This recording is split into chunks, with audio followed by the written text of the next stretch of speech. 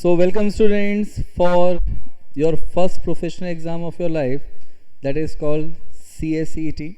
जो आपका सपना है CS बनने का, उसकी जो पहली सीढ़ी है that is called CSET. So we are here to discuss about May 2024 CSET. अब देखो अब यहाँ पे जो क्लास 12th के बच्चे होते हैं कॉमर्स साइड के, उनके लिए जो सबसे पहला क्वेश्चन होता है जो उनके दिमाग में आता है कि भाई 12th के बाद करना क्या है. अब अपने पास ऑप्शंस क्या क्या हैं. So we have a degree courses and when we talk about degree courses we talk about BCom, BAF, BBI, BMS, any degree courses. अब क्वेश्चन ये है कि क्या सिर्फ डिग्री कोर्सेज से अपना फ्यूचर बन जाएगा? जो सपने हमने देखे हैं क्या वो सिर्फ डिग्री कोर्सेज से अचीव होने वाले हैं? अगर आप इसको ऐसे सोचो कि एक प्लेन ग्रेजुएट को, एक प्लेन BCom को क्या सैलरी मिलती है, सो यू विल रियलाइज़ कि जो प्लेन BCom की सैलरी है ना वो अराउंड कुछ 15-20,000. अब क्वेश्चन ये है कि आज के दौर में बॉम्बे जैसे सिटी में या किसी भी मेट्रो सिटी में अगर आप रहते हो, आज के दौर में क्या सिर्फ 15-20 हज़ार से अपना घर चल जाएगा? क्या हमारे जो सपने हैं, क्या वो सपने अपने 15-20 हज़ार में पूरे होने वाले हैं? Answer is no. And that is where we need a professional degree. अब क्वेश्चन ये है कि कौन सी प्रोफेशनल डिग्री हम ग्रेजुएशन के साथ कर सकते हैं. देखो graduation is a very basic course, okay. तो आपको BCom करना चाहिए और कोई आप कोर्स करो तो कोई खास फ़र्क पड़ेगा भी नहीं. BCom is an ideal thing. लेकिन सिर्फ BCom BAP से काम होगा नहीं. सो अपने को कौन सा प्रोफेशनल कोर्स करना चाहिए? So the option what you have that you can do along with your graduation, it can be CA, it can be CS or it can be CMA. अब क्वेश्चन है कि क्या करना चाहिए. देखो आपको ना ऐसे बहुत चीज़ आपने सुनी होगी, बहुत मिथ सुना होगा कि CA ज़्यादा डिफ़िकल्ट होता है कंपेयर टू CS, या तो CA के प्रॉस्पेक्ट्स ज़्यादा होते हैं कंपेयर टू CS, या तो CA की सैलरी ज़्यादा होती है compare to CS. And I tell you, trust me guys, ये एब्सोल्युटली मिथ है. ठीक है, ये एक पूरी की पूरी सारी बातें अफवाहें. अच्छा, आपने ऐसा भी सुना हो सकता है कि CA लड़के करते हैं, CS लड़के करते हैं. ये सब बातें मिथ हैं. यहाँ पे इसका वास्तविकता से कोई लेना देना नहीं है. एक्चुअली ये दोनों सेपरेट प्रोफेशनल कोर्सेज हैं विथ सेपरेट स्पेशलाइजेशन. तो CA की जो स्पेशलाइजेशन है वो है फाइनेंस, वो है टैक्सेशन, एंड CS का जो स्पेशलाइजेशन है वो है लॉ. तो आप CS बन के ना एक कॉर्पोरेट लॉयर बनते हो. और आज के टाइम पे कोई भी कंपनी, कोई भी डिग्री को, कोई भी डिसीजन ले, they always consider the financial aspect as well as the legal aspect. And financial expert के लिए वो किसके पास जाते हैं? फाइनेंशियल एक्सपर्टीज़ के लिए, फाइनेंशियल एडवाइस के लिए they go to a chartered accountant. And legal advisory के लिए किसके पास जाते हैं? They go to company secretary. So यहाँ पे ये दोनों ही कोर्सेज इक्वली रेम्यूनरेटिव हैं, इक्वली डिफ़िकल्ट हैं और इक्वली रिकॉग्नाइज हैं. Now I tell you my own experience. I completed my CS in 2007 and I was, मेरी जो पहली जॉब थी वो रेडियो मिर्ची में थी. एंड 2007, आज हम लोग 2024 में, it's almost 17-18 years. I was 21 at that time और मेरी जो पहली सैलरी थी वो अराउंड 85,000 पर मंथ थी. अब एक 21 साल के बच्चे को अगर 85,000 मिल रहा है, is not a bad number. And with years of experience you definitely grow. तो अगर ये मेरे को मिल सकता है तो ये आपको भी डेफिनेटली मिल सकता है. क्लियर? अगला 3 साल आपके लिए काफ़ी क्रूशियल रहने वाला है. अगले 3 साल में देखो 12th तक आपका सब कुछ बराबर हो जाता है, बट रियल जर्नी चालू होती है 12th के बाद. अब 3 साल जो है, जो नेक्स्ट 3 साल है, उसको आप कितना प्रोडक्टिवली यूटिलाइज करते हो, यही डिसाइड करेगा आपका उसके बाद का 30 ईयर्स. तो चॉइस आपकी है कि आपको अगला 3 साल इंजॉय करना है एंड 30 ईयर्स स्ट्रगल करना है, या अगला 3 साल मेहनत करनी है, डेडिकेशन के संग काम करना है और 30 ईयर्स इंजॉय करना है. Clear? And that is where you need to do CA और CS और एनी प्रोफेशनल कोर्स. अब कैसे डिसाइड करें?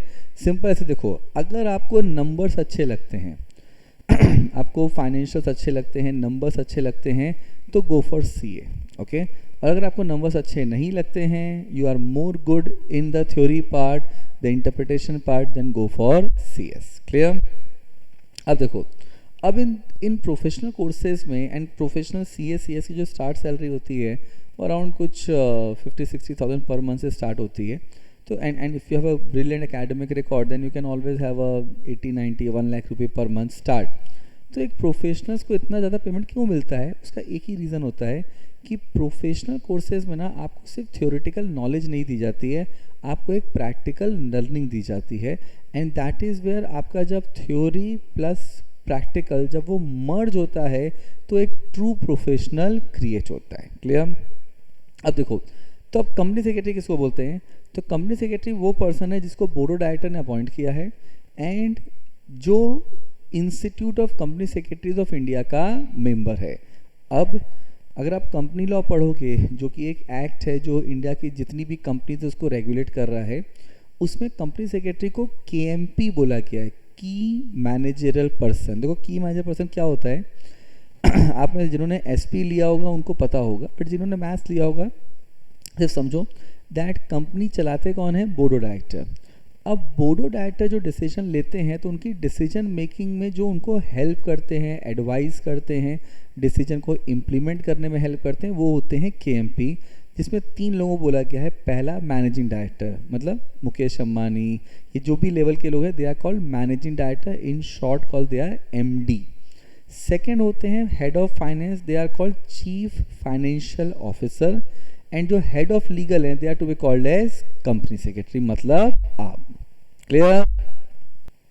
अब यहाँ पे बच्चे मुझसे पूछते हैं कि सर CS का काम क्या होता है? सिंपल वर्ड में समझो कि कंपनी स्टार्ट करने से लेके कंपनी एंड करने तक हर एक काम में CS की ज़रूरत होती है. मतलब जहाँ पे भी कंपनी के लाइफ साइकिल में लॉ आएगा ना, वहाँ पे CS आ जाएगा. मतलब अगर मेरे को एक कंपनी चालू करनी है, अब कंपनी चालू करना है, देखो company is an artificial legal person, तो मेरे को कंपनी का चालू करना है तो मेरे को एक लीगल प्रोसेस फॉलो करना पड़ेगा and that is where the CS will come into picture.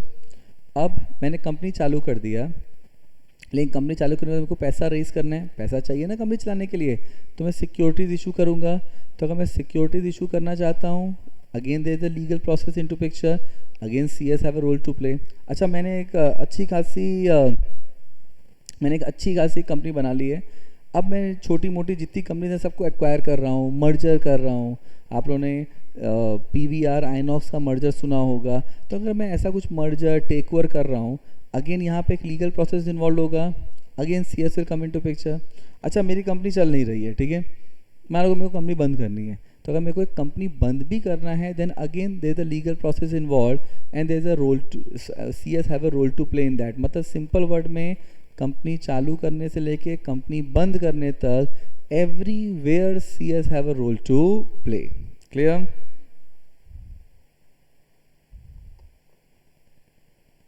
Now अब देखो, अब CS की अपॉर्चुनिटी क्या है? CS बनने के बाद आपके पास क्या अपॉर्चुनिटी है? तो यू हैव एम्प्लॉयमेंट में भी आप जा सकते हैं और आप प्रैक्टिस में भी जा सकते हो. देखो इंडिया में जितनी भी कंपनीज हैं जिनका पेड अप कैपिटल 10 करोड़ और मोर है, they all need to have a company secretary. Clear? अच्छा, 10 करोड़ आपको हो सकता है बड़ा अमाउंट लगे, बट एक्चुअली 10 करोड़ बड़ा अमाउंट नहीं होता, because if you look at a company like Reliance, TCS, Tatas, Adani, Infosys, Wipro, 10 crore is a very small amount. Clear? And वो हर एक कंपनी जिसमें 10 करोड़ एंड मोर का कैपिटल है, उन सब को CS अपॉइंट करना मैंडेटरी है. इसके अलावा जितनी भी कंपनी स्टॉक एक्सचेंज पे लिस्टेड हैं, उन सब कंपनी में कंपनी सेक्रेटरी अपॉइंट करना मैंडेटरी है एज अ कंप्लायंस ऑफिसर. इसके अलावा जितनी भी गवर्नमेंट डिपार्टमेंट हैं, आज अगर मान लो आपको गवर्नमेंट डिपार्टमेंट में जाना है, तो जैसे प्राइम मिनिस्टर हैं तो PMO प्राइम मिनिस्टर ऑफिस, उसके नीचे बहुत सारे मिनिस्ट्रीज़ होते हैं. तो मिनिस्ट्री ऑफ फाइनेंस है, डिफेंस मिनिस्ट्री, वैसे मिनिस्ट्री ऑफ लॉ होता है. एंड मिनिस्ट्री ऑफ लॉ के under corporate company law services होता है, जिसमें ग्रेड 1 to ग्रेड 4 की जॉब के लिए अगर आपको अप्लाई भी करना है then you need to be CS. इसके अलावा अगर आप RBI के कंप्लायंस डिपार्टमेंट में, सेबी में, जितने भी रेगुलेटर्स हैं, अगर आप उनके कंप्लायंस डिपार्टमेंट में जाना चाहते हो then minimum eligibility criteria is CS. Clear? मतलब अगर एक बार आपका CS हो गया, जो कि मैं दिल से चाहता हूँ हो जाए, तो आपके पास ह्यूज जॉब अपॉर्चुनिटी है. नॉट ओनली दैट, अब आपको लगता है अगर आपको लगता है कि भाई आपको किसी और के लिए काम नहीं करना है, you want to be your own boss, then you can start your own practice. जैसे सीए की प्रैक्टिस में ऑडिट और टैक्सेशन होता है, वैसे ही सीएस की प्रैक्टिस में लीगल होता है, जहाँ पे आप कंपनी के लिए अग्रीमेंट ड्राफ्ट करते हो, अग्रीमेंट को वैट करते हो, ड्यू डिलिजेंस करते हो, आप सर्टिफिकेशन करते हो। So there is lot of thing you can do as a practising company secretary. Clear? अब देखो ना, यहाँ पे सीएस के देखो क्या सैलरी स्ट्रक्चर होता है। देखो एक चीज़ याद रखना, कभी भी सैलरी देख के ना आप कोई प्रोफेशन को डिसाइड मत करना। आपको सिर्फ अगले 3 साल में अपने अंदर टैलेंट डेवलप करना है, नंबर्स अपने आप आता है, ठीक है। बट एक नॉलेज के लिए बता दूँ कि एक सीएस की जो स्टार्ट सैलरी होती है वो अराउंड आप समझ लो महीने का 50-60 हज़ार रुपये के आसपास से शुरुआत होगा। हाँ, if you have a good academic record then you can have any number around 80,000 per month to 1 lakh per month. But with years of experience you can always grow. आप किसी भी लेवल तक जा सकते हो। I give an example, mister Dev Bajpai इस समय India के one of the most heavy paid company secretary हैं। आपने हिंदुस्तान यूनिलीवर लिमिटेड कंपनी का नाम सुना होगा, उनके कंपनी सेक्रेटरी हैं मिस्टर देव बाजपेयी। ये डेटा जो है ये लास्ट ईयर का डेटा है। एंड उनकी सैलरी जो थी, जब कोविड के टाइम पे पूरी इंडस्ट्री में सैलरी कट हो रही थी, लोगों को निकाला जा रहा था, उस समय भी देव बाजपेयी जी की सैलरी थी 4.7 CR, मतलब महीने की 40 लाख रुपए। अच्छा, मैं आप ये भी समझते हैं कि मैं ये नहीं कह रहा हूँ कि आपको पहले दिन ही 40 लाख मिल जाएगा, बट अगर देव बाजपेयी जी यहाँ तक पहुँच सकते हैं तो आप भी पहुँच सकते हो। क्लियर? अब सीएस को इतना हैवी पेमेंट क्यों मिल पाता है? उसका रीज़न ही एक है कि एज ए कंपनी सेक्रेटरी ना आपकी रिपोर्टिंग कंपनी के एग्जीक्यूटिव डायरेक्टर्स, कंपनी के प्रमोटर्स, जो कंपनी के मालिक हैं, उनको होती है। और अगर लॉजिकली सोचो, आप रिलायंस पे काम कर रहे हो और मुकेश अंबानी को आपकी रिपोर्टिंग है, और अगर आपका काम मुकेश अंबानी को अच्छा लगेगा तो क्या मुकेश अंबानी आपको कहीं और जाने देगा? सैलरी कभी प्रॉब्लम बनने वाली है? Answer is no. And that is where you have a tremendous growth opportunity. And it is not the case कि सीएस की ग्रोथ अपॉर्चुनिटी एंड प्रॉस्पेक्ट सिर्फ इंडिया में, it is also having a prospects outside India. अब देखो, दुनिया का जो सबसे बड़ा सीएस इंस्टीट्यूट है ना वो आईसीएसआई इंडिया है। जो सेकेंड लार्जेस्ट सीएस इंस्टीट्यूट है वो है आईसीएसए लंदन। अब आईसीएसए लंदन में देखो, अगर आपको पूरे यूरोप में एज ए सीएस के रूप में काम करना है तो आपको आईसीएसए लंदन के संग अग्रीमेंट साइन करना पड़ता है। एंड आईसीएसए लंदन जो है उसमें टोटल 17 पेपर्स हैं, 17। And out of that 17 papers, उसमें से अगर आप आईसीएसआई इंडिया के मेंबर हो तो आपको 14 पेपर नहीं देने पड़ते। मतलब आप सिर्फ वहाँ पे 3 पेपर दोगे। अगर आप इंडिया के सीएस हो तो आपको लंदन में सिर्फ 3 पेपर देना है, वो भी एग्ज़ाम तो इंडिया में ही होता है। एंड उसके बाद आप पूरे यूरोप में एज ए सीएस के रूप में काम कर सकते हो। एंड व्हेन आई से पूरा यूरोप, मैं बात कर रहा हूँ फ्रांस, जर्मनी, स्विट्ज़रलैंड, स्पेन, इन सब कंट्रीज़ में, यूके, आप एज ए सीएस काम कर सकते हो। मतलब सीएस की degree is not only going to help you in India, it is also going to help you outside India. Clear?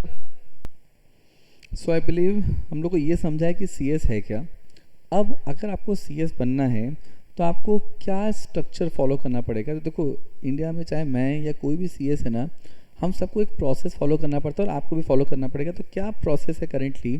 सो जो फर्स्ट लेवल है that is to be called as CSET, that is called company secretary executive entrance test. उसके बाद once you clear CSET, you reach to the second level that is called CS executive, जो कि सबसे toughest level है। याद रखना, CS बनने का जो आपका सपना है ना, उसमें जो सबसे डिफ़िकल्ट लेवल आने वाला है वो है CS एग्जीक्यूटिव, जो कि इंडिया का one of the most toughest exam होता है। एंड CS एग्जीक्यूटिव ख़त्म करने के बाद then you reach to CS professional, जहाँ पे आपको एक CS प्रोफेशनल का एग्ज़ाम क्लियर करना है एंड 22 मंथ्स की प्रैक्टिकल ट्रेनिंग करनी है। और जब आपका CS प्रोफेशनल का एग्ज़ाम एंड 22 मंथ्स की ट्रेनिंग कंप्लीट हो जाएगा, देन आपकी जो लास्ट ट्रेनिंग है that is called CLDP, corporate leadership development programme. And once you are done with this 5 things, you get your dream membership number, जिसके लिए ये सारी एक्टिविटी होंगी। क्लियर? अब देखो, अब इसमें इंस्टीट्यूट ने क्या इंट्रोड्यूस किया है? सो इंस्टीट्यूट ने एक 1 day mandatory orientation programme introduce किया है। And under 1 day mandatory orientation programme आपको इंस्टीट्यूट के representatives are going to guide you कि आपको एज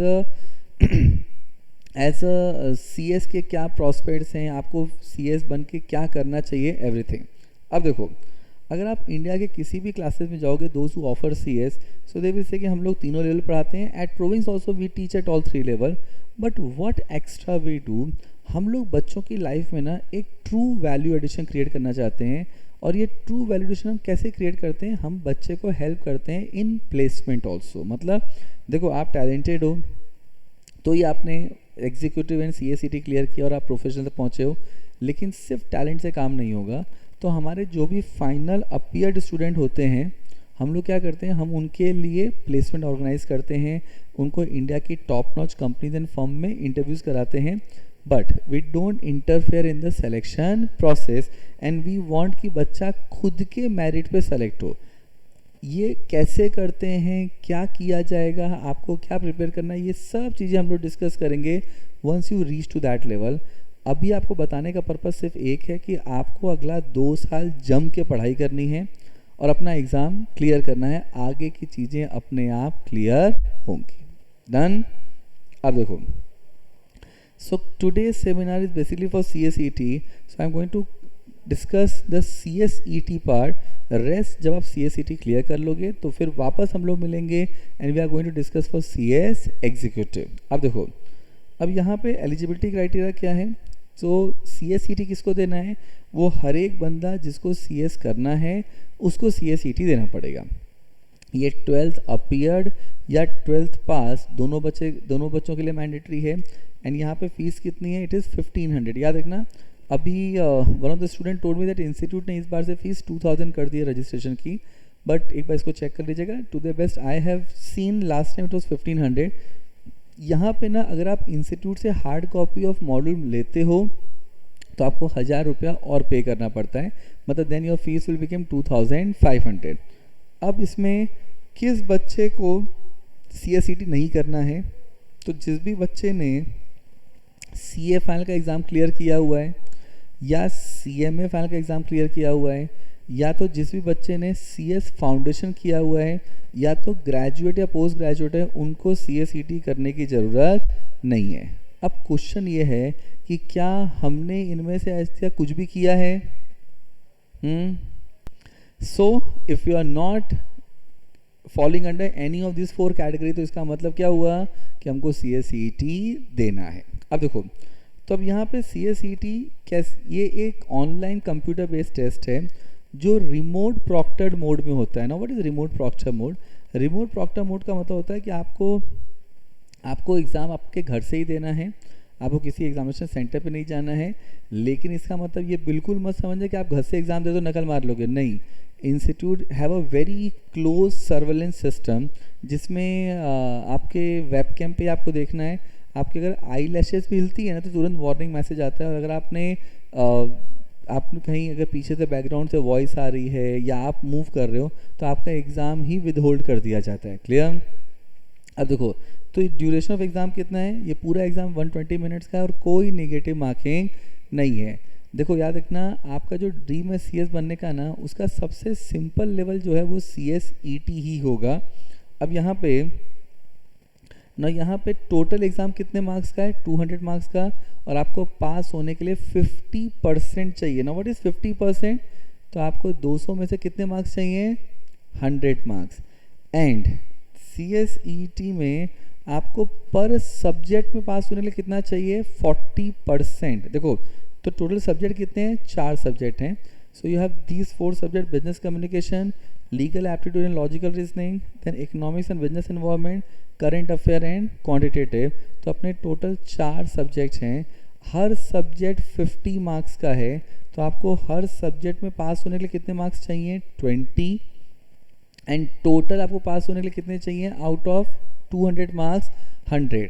अब एक चीज़ याद रखना है इसमें, मान लो आपका पहले सब्जेक्ट में 50 में 50 आ गया, दूसरे में 50 में 50 आ गया, बाकी दोनों पेपर आपने दिए ही नहीं, तो क्या आप पास हो जाओगे? नहीं, क्योंकि आपका टोटल चाहे 100 हो गया, लेकिन क्या हर सब्जेक्ट में 20 आए हैं? नहीं, तो आप पास नहीं हुए। अभी अदर वे राउंड, मान लो मेरा पेपर 1 में 20 आ गया, पेपर 2 में 20 आ गया, पेपर 3 में 20 आ गया और पेपर 4 में भी 20 आ गया, मेरा हर सब्जेक्ट में 20 आ गया, तो क्या मैं पास हो गया? नहीं, क्योंकि टोटल कितना आया, मैं हर सब्जेक्ट में पास हो गया, लेकिन टोटल कितना आया? 80। मेरे को पास होने के लिए कितना चाहिए? 100। क्लियर? अब देखो, अब यहाँ पे आपका ये जो टोटल एग्ज़ाम है कितने देर का है? 120 मिनट्स का, और आपको 120 मिनट्स में कितने एमसीक्यू सॉल्व करने हैं? 140 एमसीक्यू। देखो, अगर आप एवरेज देखोगे ना, तो आपको हर सब्जेक्ट में 35 एमसीक्यू सॉल्व करने हैं, जिसमें 15 एमसीक्यू 2 मार्क्स के होंगे एंड 20 एमसीक्यू 1 मार्क का होगा। क्लियर? तो जो 2 मार्क के एमसीक्यू तो कितने हो गए? 30 मार्क्स, एंड 20 एमसीक्यू अगर 1 मार्क का तो कितना हो गया? 20 मार्क्स, मतलब टोटल कितना हो गया? 50 मार्क्स। तो यहाँ पे आपका जो टोटल मार्क्स है वो कितने हो गए? 50 मार्क्स, एंड 50 मार्क्स के लिए आपको 35 एमसीक्यू सॉल्व करना है। आपको टोटल 140 एमसीक्यू सॉल्व करना है इन 120 मिनट्स। मतलब बच्चों ये चीज़ समझो, आपको पर एमसीक्यू सॉल्व करने का लेस देन अ मिनट है। मतलब at this level problem is not the content, problem is the speed. मतलब आपको शॉर्टकट्स पता होने चाहिए कि आप किस तरीके से एमसीक्यू को सॉल्व करोगे। क्लियर? अब देखो, अब ये बहुत इंपॉर्टेंट है। Now this is the most important thing that you have to understand. अब देखिए, अब अगर आपने देखो, CSET साल में 4 बार होता है। So you have a May CSET, July CSET, November CSET and January CSET। अब जो बच्चे 12th का एग्ज़ाम देने वाले हैं, ओके, इन कमिंग मंथ, मतलब फरवरी में एग्ज़ाम चालू होने वाला है, that will be there till 9th of March तक चलेगा। अब देखो, हम लोग बैच चालू करने वाले हैं 20 फरवरी से, बिकॉज ये बच्चों को मई में देना है एग्ज़ाम। तो जो बच्चा मई CSET दे रहा है उसको कम से कम 2 महीने तो पढ़ाई करनी पड़ेगी। तो batch we are going to start from 20th of February and that will be completed by 20th of April. Okay, अब 12th के बच्चों ध्यान से सुनना, अगला 20 दिन आप बेसिकली 12th की पढ़ाई करोगे। ओके, तो अब आपके पास 2 चॉइस है, और बैच अपना चालू हो जाएगा, तो आपके पास 2 चॉइस है। या तो आप जुलाई CSET दो, जो कि 99% 12th के बच्चे वही करते हैं कि पहले 12th के एग्ज़ाम पे पूरा फोकस करते हैं, एंड देन 12th के एग्ज़ाम देने के बाद उसके बाद जुलाई के CSET में अपीयर करते हैं। That is one way of doing the situation. Second way क्या है कि आपका 12th का एग्ज़ाम 9 तो कंप्लीट हो जाएगा, तो आपको हर एक लेक्चर का बैकअप लेक्चर मिल जाता है। तो ये जो 20 दिन का जो आपका पोर्शन मिस होगा, 18-20 दिन का, वो आपके मोबाइल ऐप पे आपको मिल जाएगा। आप उस लेक्चर्स को, जो कि आप हमारे लैपटॉप पे, मोबाइल पे कहीं भी देख सकते हैं, उन लेक्चर्स को आपको देखना पड़ेगा। प्लस हमारे जो डेली के लेक्चर्स होंगे वो अटेंड करने पड़ेंगे। तो आपके लिए थोड़ा एक्स्ट्रा वर्कलोड आएगा, लेकिन अगर आप ये एक्स्ट्रा वर्कलोड ले सकते हो तो आप मई CSET दे सकते हो। अगर आपको लगता है कि यार ये एक्स्ट्रा वर्कलोड नहीं हो पाएगा, टू मच हो जाएगा, then I would suggest go for July CSET। समझा? तो आपको अगला 20 दिन जो है, जो लेक्चर्स होंगे वो आपको बैकअप लेक्चर देखना पड़ेगा। If you are not able to see the lecture because of your college exam, lectures daily होंगे। And once you are, and उसके बाद आपके डेली के 4 आवर्स के लेक्चर होंगे।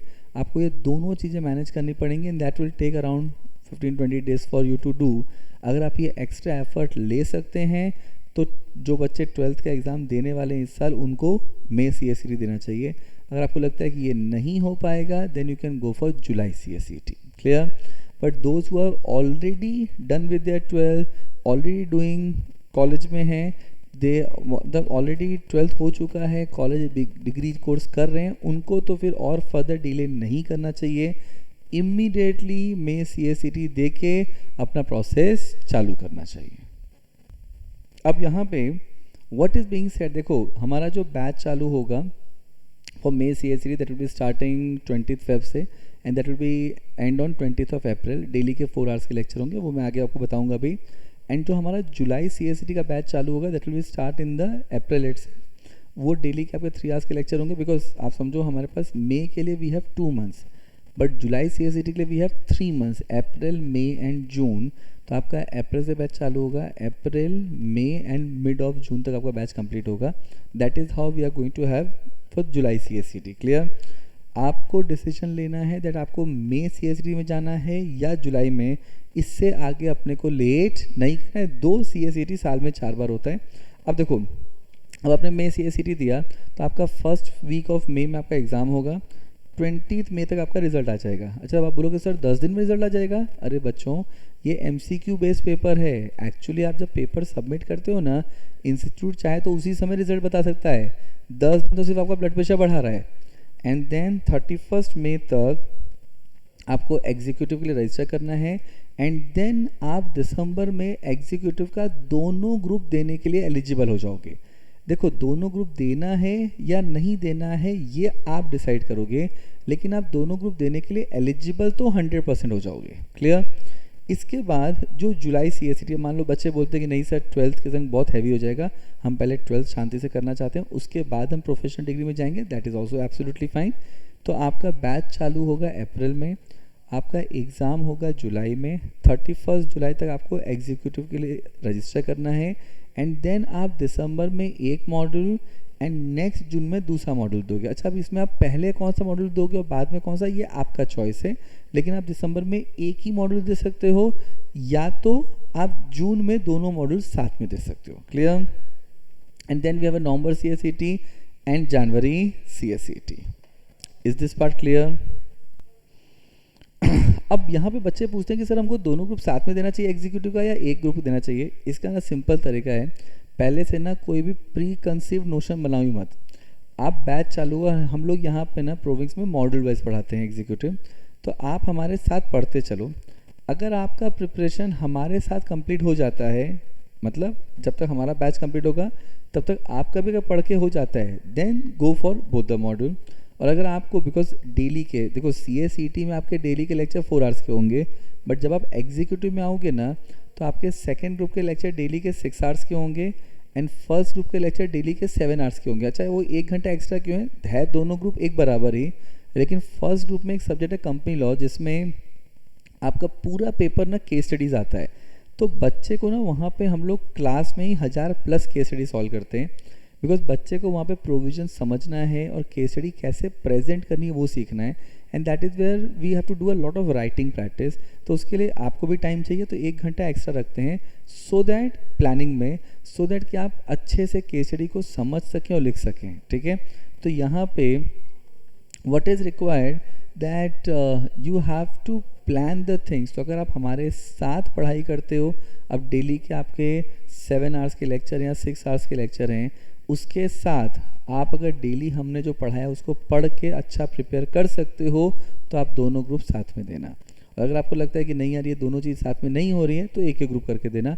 आई डोंट वांट कि आप फेल हो, but at the same time अगर हम दोनों ग्रुप साथ में कर सकते हैं then we can always target for rank also. Clear? अब देखो, so which class to join?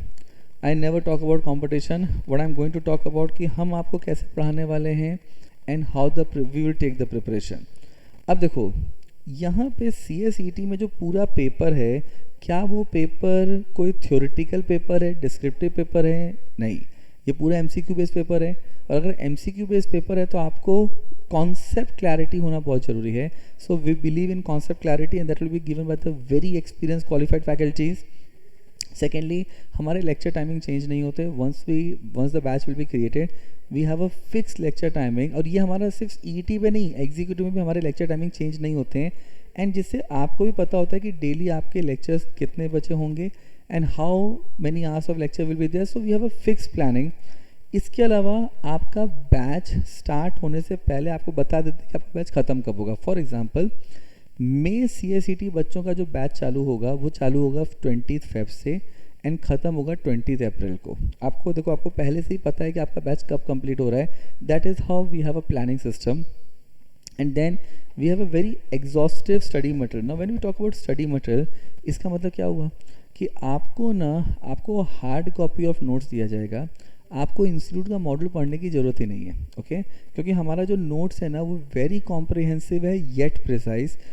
उसमें हमने इंस्टीट्यूट का पूरा मॉडल कवर किया हुआ है, 100% मॉडल कवर हो जाएगा। उसके अलावा लास्ट जब से CSET का एग्ज़ाम चालू हुआ है 2020 से, जितने भी क्वेश्चन इंस्टीट्यूट ने आज तक पूछे वो भी कवर किया हुआ है। आपके जितनी भी प्रैक्टिस पेपर्स इंस्टीट्यूट ने दिए हैं वो भी कवर किया है, मार्केट में जो भी अच्छी किताबें अवेलेबल हैं उसमें जो भी अच्छे क्वेश्चन हैं वो भी कवर किया है, मतलब वी हैव कवर्ड एवरीथिंग। मतलब बच्चा अगर हमारा सिर्फ स्टडी मटेरियल पढ़ लेना, हमारी टेस्ट सीरीज अटेंड कर ले तो ऐसे ही पास हो जाएगा। तो we have a very exhaustive study material and then we give you a very detailed study plan. देखो आप टैलेंटेड हो नो डाउट, लेकिन आप पहली बार कोई प्रोफेशनल एग्ज़ाम देने जा रहे हो एंड कई बार बच्चे ना सिर्फ अपनी प्लानिंग करने में इतना टाइम वेस्ट कर देते हैं कि पढ़ाई का टाइम ही निकल जाता है। हमको आपसे कोई प्लानिंग चाहिए ही नहीं, हमने आपके लिए पूरी प्लानिंग करके रखी है, आपको सिर्फ उस प्लान को फॉलो करना है। एंड आपको जो प्लानिंग होती है ये डे वाइज प्लानिंग होती है कि आपको डे 1 पे ये पढ़ना है, डे 2 पे ये पढ़ना है, पूरे पोर्शन की प्लानिंग होती है और आप जो भी चैप्टर पढ़ोगे उसके सामने आपको उसका टेस्ट देना होता है। मतलब हमारी जो टेस्ट सीरीज़ है ना बहुत एग्जॉस्टिव है। अच्छा, हमारी एग्जॉस्टिव टेस्ट सीरीज़ कैसे है, आपका जैसे ही चैप्टर ख़त्म होगा ना, चैप्टर ख़त्म होते ही इमीडिएटली आपको एक टेस्ट आपके ऐप पे आ जाएगा, वो हर एक चैप्टर का आपका टेस्ट है। तो you have a chapter wise test, chapter wise test के बाद आपका एवरी संडे टेस्ट होगा, then we have a weekly test, weekly test के बाद आपका एग्ज़ाम जैसा मेन एग्ज़ाम होने वाला है वैसा आपका प्रीलिम्स होगा, so we have a prelims also.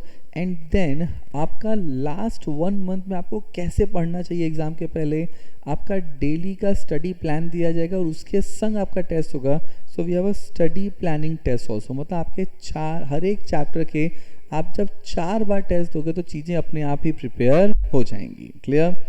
Then we have a separate revision and doubt solving session है। now this is particularly helpful for those students basically जो हमारे recorded लिखते हैं। so अगर मान लो आप जहाँ पे रहते हो, आप बॉम्बे में नहीं रहते हो, आप रिमोट लोकेशंस में इंडिया के, वहाँ पे इंटरनेट का कनेक्टिविटी भी नहीं है, मतलब न तो आप फेस टू फेस अटेंड कर सकते हो न लाइव एट होम, तो आप हमारे रिकॉर्डेड लेक्चर भी परचेज कर सकते हैं एंड उन बच्चों के भी हर एक डाउट को हम लोग सेपरेटली डिस्कस करते हैं।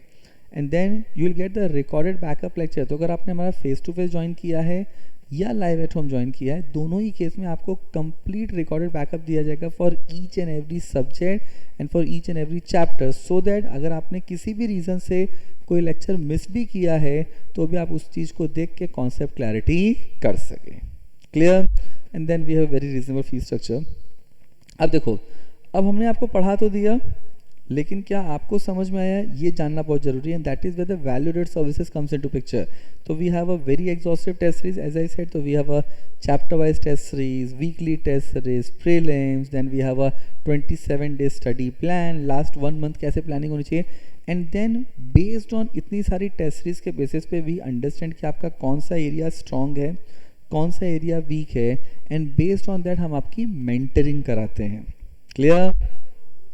अब देखो, अब हम लोग ने सो यहाँ पे what is the uniqueness that you will get in Provings विज with any other class is that study plan. तो आपका पूरा स्टडी प्लानिंग दी जाती है। हमारे जितने भी ICSI ने आज तक CA-CET के पेपर लिए वो सारे पेपर आपको दिए जाते हैं। उसके बाद chapter wise test series test है, रिवीजन है, आपके हर एक टेस्ट का इवैल्यूएशन होगा, आपको बताया जाएगा कि आपने कितने मार्क्स आए हैं, कहाँ मिस्टेक किया है, एंड देन लास्ट में आपका ऑल इंडिया प्रीलिम्स कराया जाएगा जिसमें not only you but other parts of the country से बच्चे ज्वाइन करते हैं, सो that you get a complete clarity कि आपकी प्रिपरेशन कैसी जा रही है। अब देखो, सो यहाँ तक समझा। अब यहाँ पे now what we have done, we have came out. देखो, आपको ना अगला 3 साल में एक ट्रू प्रोफेशनल बनाना है, ये टारगेट है। अगले 2.5 साल के अंदर आपको CS कंप्लीट कराना है, मतलब before your graduation you need to be CS, और उसके लिए आपका ना डिसिप्लिन में लाना बहुत जरूरी है। That is where we have a very different system compare to any other classes, और ये हमारा ना पूरा सिस्टम ऐप बेस्ड कंट्रोल है। अब देखो, I tell you each and everything. जब आप हमारे यहाँ एडमिशन लोगे ना तो आपको एक ऐप डाउनलोड करवाया जाएगा और उससे आपकी हर एक चीज़ को कंट्रोल किया जाता है। तो हमारा मैनेजमेंट जो है ना वो ऑटोमेट है। मतलब क्या है, हम लोग आपको ना high quality video backup lecture देते हैं for each and every subject and for each and every chapter. अब वो आपको कैसे देखना है, तो आपको ऐप पे जाना है, आपको जिस भी सब्जेक्ट का लेक्चर मान लो आपका मिस हो गया है, उस सब्जेक्ट पे जाना है, उस चैप्टर में जाना है और उसके लेक्चर्स आप वहाँ पे व्यू कर सकते हो, जो कि आप अपने मोबाइल पे लैपटॉप पे, टैबलेट पे कहीं भी देख सकते हैं with no view restriction. Clear? लेकिन एक चीज़ याद रखना बच्चों, ये आपको फैसिलिटी दी जा रही है, इसका मतलब ये नहीं है कि आपको लेक्चर मिस करना है, आपको लेक्चर मिस नहीं करना है। बट मान लो आपको लास्ट मिनट रिवीजन करना है, आपने पूरा चैप्टर पढ़ लिया, अब आप लास्ट मिनट रिवीजन करना चाहते हो, you can always use this as a facility. Clear? इसके बाद we have a time table system. देखो आपको टाइम टेबल के लिए ना कहीं इधर उधर भटकना नहीं है, कहीं नहीं जाना है, आपका पूरा टाइम टेबल आपके ऐप पे आता है। और आपका टाइम टेबल में सिर्फ आपको ये नहीं बताया जाता कि आपका लेक्चर कब है और कितने बजे है, आपको ये बताया जाता है कि आपका लेक्चर किस सब्जेक्ट का लेक्चर है, किस फैकल्टी का लेक्चर है, लेक्चर कौन से रूम में है, कौन सा चैप्टर पढ़ाया जाएगा, ये सब कुछ लिखा होता है आपके टाइम टेबल में। इसके बाद और this is very unique thing, हमारे यहाँ ना क्लासेस में अटेंडेंस डेली होती है, but there is no human intervention नहीं होता, क्योंकि वहाँ तो आप प्रॉक्सी लगा सकते हो ना।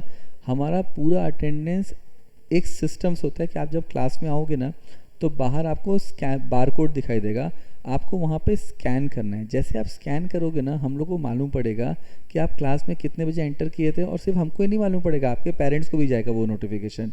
मतलब आपके पेरेंट्स को भी मालूम पड़ेगा कि आप कितने बजे क्लास में एंटर किया। जब आपका उस दिन का लेक्चर ख़त्म हो जाएगा तो आप जब लेक्चर से बाहर निकलोगे तो वापस आपको स्कैन करना है, तो आपके पेरेंट्स को भी मालूम पड़ेगा बच्चा कितने बजे बाहर निकला। Because lot of parents told us कि भाई बच्चे बोले थे कि वो क्लास में जा रहे हैं बट क्लास में गए नहीं, कहाँ गए पता नहीं। तो यहाँ पे this is a way to control, this is a way to get a clarity कि बच्चा क्लास में आए और हमारे पास कंप्लीट अटेंडेंस का रिकॉर्ड हो। Then we have a doubt solving. See हमारा ना डाउट सॉल्विंग 24/7 डाउट सॉल्विंग है। अब ये क्या है ये समझो। मान लो आप रात में पढ़ाई कर रहे हो, आप 11-12 बजे पढ़ाई कर रहे हो और उस समय आपको कोई डाउट आ गया किसी चैप्टर में, किसी सब्जेक्ट में। अब आप उस समय तो फैकल्टी से पूछ नहीं सकते, क्योंकि क्लास में डाउट होगा तो आप पूछ सकते हो, बट अगर रात में आ गया तो मिडनाइट में, तो आपको क्या करना है, आपको हमारे ऐप पे जाना है, आपको ऐप पे जाके सब्जेक्ट सेलेक्ट करना है, चैप्टर सेलेक्ट करना है, और आप अपने डाउट को वॉइस मैसेज के थ्रू या तो फोटो खींच के या टाइप मैसेज करके आप डाउट को सबमिट कर दो।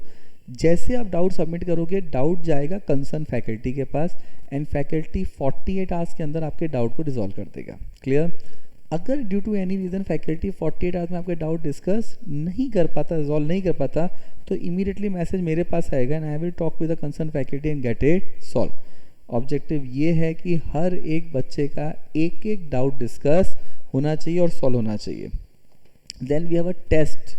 अब देखो एज आई सेड कि आपका जैसे ही चैप्टर खत्म होगा you have a weekly test system. तो आपका वीकली टेस्ट सिस्टम है, चैप्टर वाइज टेस्ट सिस्टम। तो जैसे आपका चैप्टर खत्म होगा आपको 10 क्वेश्चन MCQ आपके ऐप पे आ जाएंगे और आपको 10 वो पेपर सॉल्व करना होगा। याद रखना आपका टेस्ट में जितना मार्क्स आता है ना वो भी आपके पेरेंट्स के पास पहुंचता है थ्रू ऐप ओनली, जिससे कि उनको मालूम पड़ता है कि बच्चे का प्रोग्रेस कहाँ पे है और कैसा हो रहा है। इसके बाद फीस स्ट्रक्चर ये अभी तक एक्टिवेट नहीं किया बट करना है। इससे आपको मालूम पड़ता है कि आपकी फ़ीस कितनी है, आपने कितना पे कर दिया है, कितना आपका आउटस्टैंडिंग है, कब आपको पे करना है, everything. And the last is notification which is there for the parents also as well as for student. मतलब आपका टाइम टेबल जैसे ही अपलोड होगा आपको एक नोटिफिकेशन आएगा कि आपका टाइम टेबल अपलोड हो गया। उस टाइम में अगर कुछ चेंज है तो भी आपको नोटिफिकेशन आएगा। मतलब आपको कहीं और जाने की ज़रूरत ही नहीं है। आपका वीडियो बैकअप लेक्चर, आपके टेस्ट, आपका अटेंडेंस, ये सब आपके ऐप पे रहेगा। और आपके पेरेंट्स पोर्टल पे 2 चीज़ें रहेंगी, one is the attendance and second is your test performance, so that your parents should also know कि बच्चे का परफॉर्मेंस किस तरीके से हो रहा है। नाउ अब देखो अब हमारा टीचिंग मॉडल क्या है। Now we have a face to face coaching as well as we have a live online. Okay, so face to face coaching we have at Borivali, Dadar and Mulund. We are starting from April onwards, we are starting Virar branch also, and high probability that we will be starting with Mira Road and Ghatkopar branch also. Okay, but currently we are present and teaching at these 3 locations. इसके अलावा हमारा online है and we have a live online also, live at centre as well as live at home, plus we have a recorded in the form of mobile application, pen drive, Google drive, in all forms. अब आप लोग की जो भी preference है उसके हिसाब से you can join us for any type of teaching. Okay, अब यहाँ पे ना नाउ अब मई CSCT की बैच की प्लानिंग देख लीजिए। आपका बैच चालू होगा 20 फरवरी को, ख़त्म होगा 20 अप्रैल को। लेक्चर्स ऑल 7 डेज होंगे और डेली के 4 आवर्स के लेक्चर होंगे। अच्छा, 4 आवर्स के लेक्चर कैसे होते हैं? तो 2 घंटे का लेक्चर होगा, फिर आपका हाफ एन आवर का ब्रेक होगा, 15-20 मिनट्स का ब्रेक, देन अगेन 2 आवर्स का लेक्चर होगा। डेली 4 आवर्स के आपके लेक्चर होंगे and for each and every chapter you will get the recorded backup. Clear? And time table आपके मोबाइल ऐप पे आ जाएगा for the entire of the week, so that you should know कि आपका कब लेक्चर है, किसका लेक्चर है, everything. And same planning we have for online batch also. तो ऑनलाइन बैच की प्लानिंग जो होती है एंड फेस टू फेस की दोनों की प्लानिंग सेम ही होती है। There is no difference because online batch भी हमारा साथ में ही चलता है। And you online student will also get the recorded backup for the entire of the subject. अब इतने एफर्ट के बाद किस रिजल्ट आता है? I tell you, see at Provings ना, the faculties at Provings have an average teaching experience of more than 15 years. Now, Provings have the most qualified faculty team across Bombay, okay, and in fact across India. But Provings as an organization मैंने चालू किया था in September 20 with CS Executive and Professional for June 21, जो कि exam postpone होकर दिसंबर में आया था। एंड देन हमने CSED चालू किया था जनवरी 22 से। And from the very first attempt, we have the best of the CSCT result. Nihar got in the very first attempt 166, which was highest across Bombay. Then in May 22, CSCT Anubhav got 172, which is again highest across Bombay tha for CSCT level. Now, then in July CSCT, these are our star performer who everyone have got more than 150 plus. ये basically उन बच्चों का result है जो 150 plus के थे। 100 and 150 के बीच में बहुत सारे बच्चे थे, but these are are star performer who got 150 and above for July CSCT। जुलाई CSCT में इंस्टीट्यूट का पासिंग वॉज अराउंड 68% और हम लोग का पासिंग जो था वो अराउंड 88% था। Then in November CSCT these are are star performer who got everyone got 150 and above. And in November CSCT में institute passing was around 68% and Province का passing was around 91%। Then in January CSCT, याद रखना बच्चों, जुलाई और नवंबर में हमेशा maximum crowd होता है। जो जनवरी का बैच होता है और मई का जो बैच होता है वो हमेशा छोटा बैच होता है, बिकॉज उसमें उतने बच्चे होते ही नहीं हैं। In fact majority of the classes don't run January and May CSCT batches also, okay, but we are an exclusive dedicated platform for CS, तो we run all 4 batches, but that is where the January का batch and November and May का batch is always on a smaller side. तो हमारा जनवरी 23 में we had around 23 students के आसपास का batch था। And that is the end the good thing is that कि 100% students clear with 100% passing result and विदी and he got 150 plus. Then in May CSCT, Raina got 154.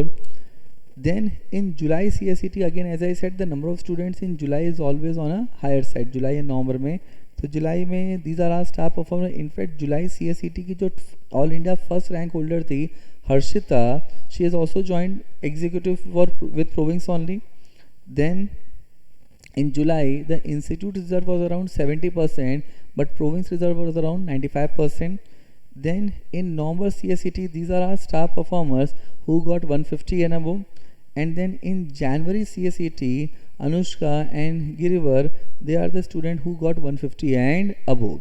As I said that November and July is always the bigger batch and January and May is always on the smaller side. Clear? So these are our star performer. अच्छा, is not the case कि हम लोग सिर्फ CSCT में अच्छा कर रहे हैं. We are performing at all 3 level. In December 21, Shubham got All India 3rd ranked at executive level, the most difficult level. तो उसमें 3rd rank शुभम की थी.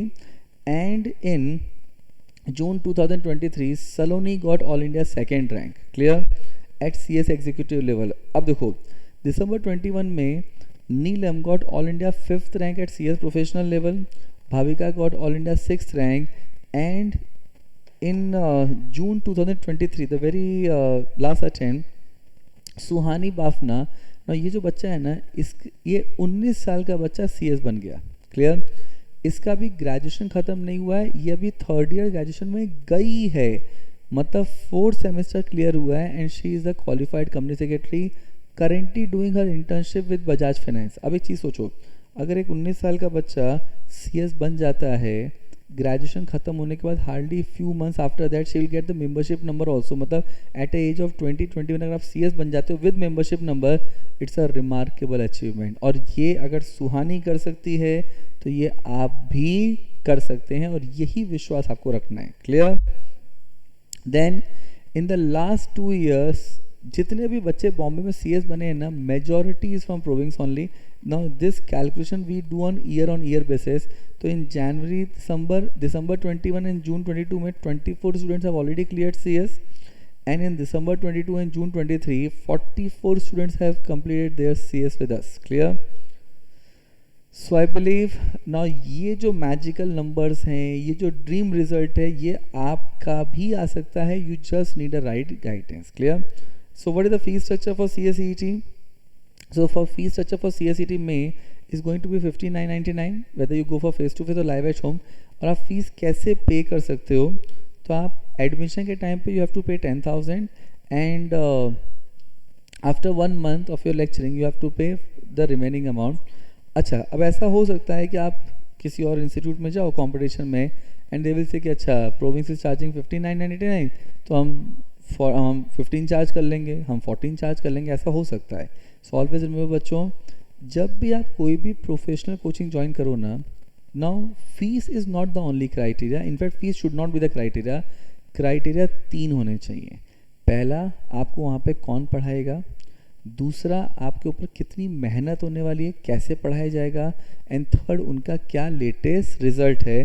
तो my humble request to you, save your career not the fees. 1000-2000 से कोई फ़र्क नहीं पड़ेगा, बट अगर आपको राइट गाइडेंस नहीं मिला, राइट अप्रोच नहीं हुआ, then the loss will always be on a very higher side. Clear? Now the floor is open for your question, feel free to ask anything and everything. So I believe all the doubts being discussed, and thank you so much for giving your valuable time, and see you in the lectures. Thank you.